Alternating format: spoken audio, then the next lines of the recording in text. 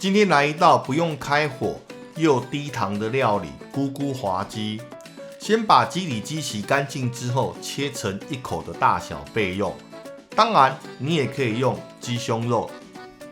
接着把酱油、蚝油、麻油与鸡肉充分搅拌均匀后，静置30分钟。如果你真的要有那种滑的口感，就需要另外加上一些面粉。金针菇直接菜刀去尾，用手撕成条状。有人问金针菇需要洗吗？答案是不用的，只需要去除根部以及表面的木屑就可以了。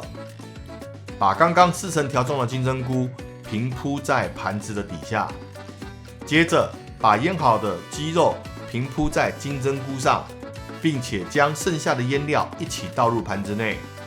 在电锅中倒入1杯水，把食材摆进去，等待电锅跳起来就完成了。